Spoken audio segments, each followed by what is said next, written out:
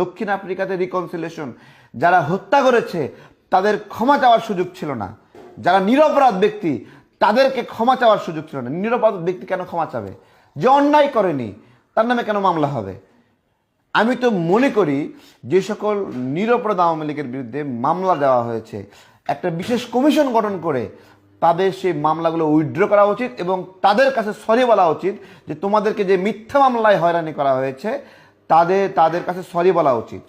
তারা নাগরিক হিসেবে একটা রাজনৈতিক মতাদর্শ হতে পারে, তাদেরকে হয়রানি করার সুযোগ নাই কোনো রাজনৈতিক মতাদর্শ জনিত কারণে। আমি আপনাকে একটা কথা বলতেছি যে গোলাম আজমকে কেউ বাপ মনে করতে পারে, সে রাজাকারের অনুসারী, সে রাজাকারকে লালন করে। এখন রাজাকারের অনুসারী এবং রাজাকারের লালন করার কারণে কারো তো ফাঁসি হতে পারে না। ফাঁসি হইতে পারে? বলেন, রাজাকারকে আপনি ফাঁসি দিচ্ছেন কিন্তু রাজাকারের অনুসারীকে ফাঁসি দিতে পারবেন?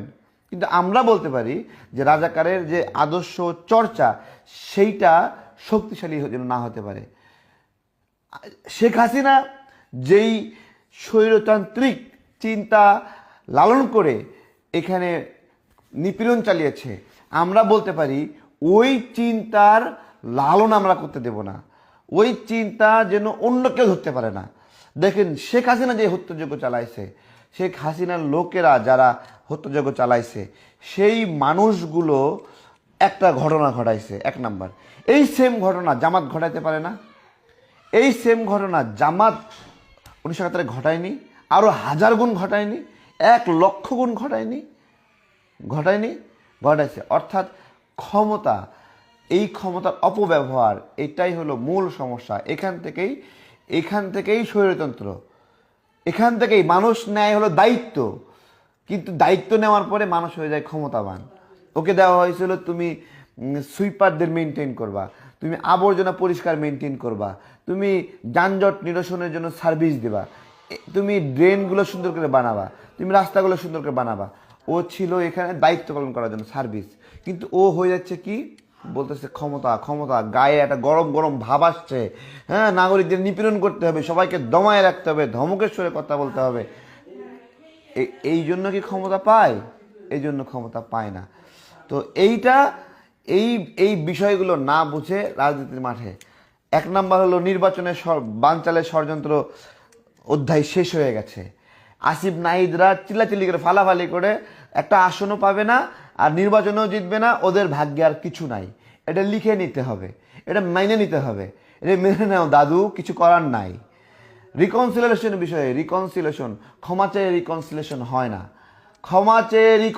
হয় না। খুনিকে ক্ষমা করা যায় না, আর নিরপরাধ মানুষকে ক্ষমা চাইতে বলা যায় না, নিরপরাধ মানুষকে মামলা দেওয়া যায় না। দুটোর পার্থক্য বুঝতে হবে। আর ভোটার এনআইডি কার্ড নিয়ে যারা ষড়যন্ত্র করতেছে, জামাতিদেরকে রুখে দেন। এনআইডি কার্ড চাইতে গেলে একবারে হাঁটুমাটু ফাড়াই দিবেন, এনআইডি কার্ড নেওয়ার অধিকার নেই। এটা একটা ষড়যন্ত্র, ভোট চুরি ষড়যন্ত্র, অনুপস্থিত ভোটারদের তালিকা করে তাদেরকে দিয়ে তাদের জাল ভোট দেওয়ার জন্য একটা ষড়যন্ত্র। জিজ্ঞাসা করব, এক গরুকে কয়বার জবাই করবেন? কতবার জবাই করবেন? সিটিসেল নামে একটা মোবাইল কোম্পানি ছিল, সেই কোম্পানিটা মোবাইল ফ্রিতে দিত, মনে আছে? কেন ফ্রিতে দিত? যাতে করে তারা আমাদের কাছে মিনিটস বিক্রি করতে পারে, তাই না? তাহলে আমরা যে ফোনে কথা বলি, ইন্টারনেটে এমবি পুরি, এর প্রায় 56%, 60%, 62% ট্যাক্স সরকার পায়। অর্থাৎ 100 টাকা তুললেই 60 টাকার উপরে সরকারি কেটে নেয়। তাহলে দেখেন, মোবাইলটা কিনে আমরা কথা বলি যে টাকাটা পায় কে? সরকার পায়। তাহলে আমি সরকারকে জিজ্ঞাসা করব, এক গরুকে কয়বার জবাই করবেন? কতবার জবাই করবেন? দেখেন, তাহলে যদি সিটিসেল কোম্পানি মোবাইলটা ফ্রিতে দিতে পারে, তাহলে এই মোবাইল ফোনটা যে আমরা ব্যবহার করছি এইটা তো সরকারের ফ্রি দেওয়া উচিত ছিল, কারণ সরকার টাকা তুললেই টাকা পায়। 100 টাকা তুললে, 1000 টাকা তুললেই 600 টাকা পায়। তাহলে এইরকম যারা প্রফিট করে তাদের উচিত ফ্রিতে মোবাইল দেওয়া। সেইখানে আমরা যেন আন্তর্জাতিক বাজার থেকে সহজ মূল্যে মোবাইল পাই, এই জায়গায় যে উচ্চ ট্যাক্স করা হয় এটা ঠিক না। এটা এইরকমও হওয়া উচিত না যে আমাদের দেশে যারা মোবাইল তৈরি করবে তারা ট্যাক্স দিবে 60%, আর বিদেশ থেকে যারা মোবাইল আনবে তারা ট্যাক্স ফ্রিতে আনবে। আমার কথা, সব জায়গায় সমান ট্যাক্স হবে, কিন্তু এই ট্যাক্সটা এত বেশি হয়েছে যে এটা মানুষের ক্রয় ক্ষমতার বাহিরে। যদি এটা সহনশীল হতো তাহলে দেশে যে উৎপাদন হচ্ছে সেখান থেকে কিন্তু মানুষ কিনতো। একটা নর্মাল মোবাইল 1.5 লক্ষ টাকা, ট্যাক্স এমন অবস্থায় গেছে এটা 2.5 লাখ 2,80,000 টাকা এরকম একটা পর্যায়ে যেতে হয়। তাহলে এই পর্যায়ে গেলে মানুষ একটা ভালো প্রযুক্তি গ্রহণ করবে কি? সরকারকে বলছি মোবাইলটা কেনাই হয় আপনাদের আয়ের উদ্দেশ্যে, আমরা ব্যবহার করি কিন্তু টাকাটা কিন্তু পুরোটাই আপনারা পান। তো প্রত্যেকটা পদক্ষেপ এইভাবে উচ্চ মূল্য টাকা নিয়ে নেবেন, এটা উচিত না। এটা ট্যাক্সের ক্ষেত্রে সহজ করে দেন, মানুষ মোবাইল ফোন সহজে কিনুক, আপনারা সহজ করে দেন। সেটা যারা দেশে উৎপাদন করতেছে এরকমও হওয়া উচিত না, দেশে যারা উৎপাদন করছে তারা 60% ট্যাক্স দেবে, আবার যারা বিদেশ থেকে আনতেছে তারা 2% ট্যাক্স দেবে, এরকম হওয়া উচিত না। সবাই সমান ট্যাক্স দিয়ে ব্যবসা করুক, সবাই ব্যবসা করুক, ব্যবসায় তো করবে, মোবাইল দেশের মানুষের ব্যবহার হয়। এই বিষয়ে আমি অনেকদিন ধরে আমার মনে মধ্যে কথা ছিল, এই এলাকায় আসার কারণে সেই বিষয়ে একটা মতামত জানালাম। সংকটের বিষয়, একটা ইসলামিক দল মানুষকে কসম কাটায় কাটায় ভোট চাচ্ছে। তো আমরা সবাইকে সতর্ক করছি যে যত বড় ইসলামিক দলই হোক কসম কাটবেন না, কসম কাটা নিষেধ। কসম খেয়ে ভোট দেওয়া, ভোট চাওয়া নিষেধ। তাদেরকে মুখের ওপর বলে দিবেন যে আপনারা কোন সাহসে কসম কাটতেছেন। তারা একটা ইসলামী ব্যাংক নামে একটা ব্যাংক আছে এবং সেই ব্যাংকে টাকা দিয়ে আপনাদেরকে ভোট নিতে পারে। মনে রাখবেন, একদিন টাকা দিয়ে ভোট দিবেন, 5 বছর আপনারা এটা সুদ আসলে তুলবে। তারা কিন্তু বলছিল যে একদিন পা মালিশ করে দেবে আর সারা বছর আপনাদের কাছ থেকে পা মালিশ করে নেবে। সুতরাং এরকম প্রতারণামূলক ব্যবস্থাপনায় আপনারা যদি ফাঁদে পা দেন, এটা কিন্তু মনে রাখবেন, এক জায়গায় জায়গা মতো ভোট দিবেন, 365 দিন ভালো থাকবেন। আর যদি এই কসম কাইটা জান্নাত জাহান্নামের লোভ এসব দেখে যদি ভোট দেন, তাহলে প্রথমত দুনিয়ায় তো ঠকবেনই, আল্লাহর কাছে গিয়ে জবাব দেওয়া লাগবে যে আপনি এটা বিশ্বাস করছেন কেন।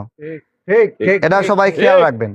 সবার কাছে যাচ্ছি, এই মেসেজটা সবার কাছে দিচ্ছি। ঢাকা 12 আসনের নাগরিকরা সবাই শিক্ষিত, চাকরিজীবী, কর্মজীবী, এবং আমার বিশ্বাস এখানে নাগরিকদেরকে কেউ টাকা দিয়ে ভোট কিনতে পারবে না, কেউই না। এনে পাগল না যে 5 কেজি টমেটো কিনে দিলে সস খাইতে খাইতে ভোট দিবে, এটা এখানে কেউ করবে না। 5 কেজি চাল কিনে দেওয়া এটা ভোট দিবে, এটা করবে না। সবাই কর্ম করে খায়, নিজের গায়ে গতরে খাটতেছে, পরিশ্রম করতেছে, এবং এই এলাকার নারী পুরুষ সবাই খাটাখাটি করতেছে, কেউ কারো ধার ধারে না। সুতরাং কেউ যদি এই যে ভোটার তালিকা, একটা দল ভোটার তালিকা ভোটার নাম্বার নিচ্ছে, ভাই ভোট জিজ্ঞাসা করবেন যে আপনি যে আমার কাছ থেকে এনআইডি নাম্বার, মোবাইল নাম্বার নিয়ে গেলেন, এটাতে করবেন কি, এটার কাজ কি? এটা কি করবে জানেন? ওই যে সকল ভোটাররা মারা গেছে অনুপস্থিত, আপনারা ওরা জানলো যে কোন কোন ভোটার মাঠে আছে, বাকি যেগুলো নাই সেগুলো ধরার কেউ নাই। এবার এগুলো দিয়ে লাইন করে দাঁড়াই দিবে, সিরিয়াল সিল মারো। তাছাড়া এনআইডি কার্ড নাম্বার নেওয়ার কোনো কারণ আছে কোনো দলের? কোনো কারণ আছে? তো এগুলো সবাইকে, ভোটাররা যদি সাবধান না থাকে, ভাই এটা হাত থেকে ফসকে গেলে 365 দিন, এভাবে 5 দিয়ে গুণ দেন, কতদিন হয়? অনেক দিন। এই 5 বছর সবাইকে কষ্ট করতে হবে। সুতরাং ভোটের নামে কেউ কসম কাটবেন না, যে কসম কাটতে বলবেন তার মুখে ঝামা ঘষিয়ে দেবেন, ঠিক আছে?